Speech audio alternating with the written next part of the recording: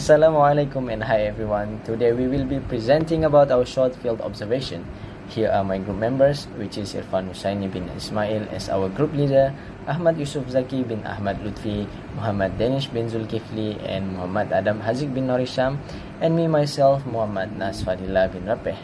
In this assignment, we have conducted a short field observation focusing on the urban development issues, particularly in the Klang Valley, and we decided to choose low-cost housing as our theme.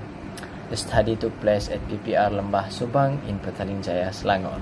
I would like to present our field observation at PPR Lembah Subang, a government-provided low-cost housing area in the Klang Valley. The purpose of this visit was to understand residents' living conditions by observing the buildings, facilities, and daily activities. Overall, the buildings show clear signs of aging, such as fade paint, wall crack, and yellow, poorly ventilated corridors. Cleanliness varies between blocks, with some areas well maintained, while others have visible litter and overflowing rubbish near waste disposal areas. Block drains and sand water were also observed after rainfall.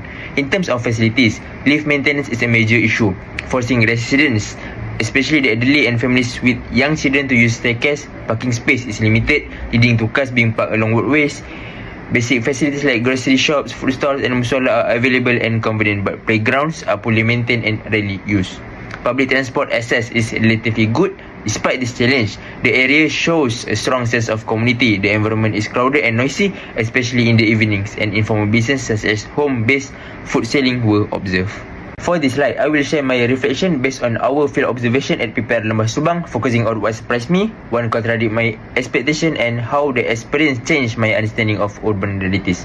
What surprised me the most was the strong sense of community among residents. Despite crowded living conditions and limited facilities, neighbors interact closely and children play together freely. I was also surprised by residents' initiative to earn extra income, such as running small food business from their homes. However, some aspects contradict my expectation. I expect basic facilities in government housing to be better maintained, but several lifts were not functioning, affecting elderly residents and families with young children.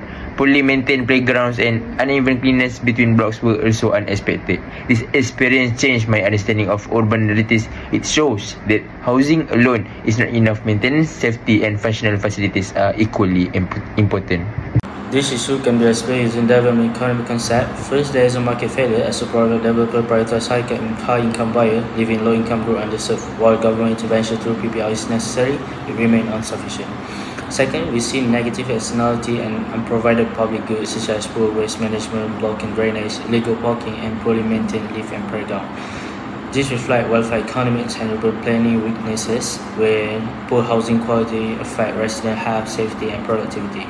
Overcrowding further limit income potential, upward mobility, reinforce spatial inequality. Finally, discredit poverty trap and social exclusion, as affordable rent alone does not maximize welfare when housing quality, infrastructure, and communal spaces are neglected. Hi, my name is Yusuf Zaki. I will talk about a policy evaluation. First, the main objective of the PPR is to solve housing market failure by providing affordable housing for the B40 group. At PPR Lembah Subang, the location is a key strength because it is close to public transport. This helps residents travel to work more easily and reduces their daily transportation costs. Next, for the weaknesses and policy gaps. Even though housing units are available, maintenance is poor and living conditions are getting worse. They show that the policy focuses more on the number of houses rather than the quality. Also, unclear responsibility for managing facility has caused cleanliness and safety problems, which reduce residents' well-being. Finally, for the policy recommendations, future policy should focus on sustainable housing management. This includes regular building inspections, stronger involvement from residents, and proper funding for maintenance to improve living standard in the long term. In conclusion, the field observation at PPR Lembah Subang shows that providing affordable housing alone is not enough to ensure a good quality of life. Although the government has addressed market failure by supplying low-cost housing, issues such as aging buildings, poor maintenance, and overcrowding reduce residents' well-being. This problem clearly reflects development economics theories, including negative externalities and underprovided public goods.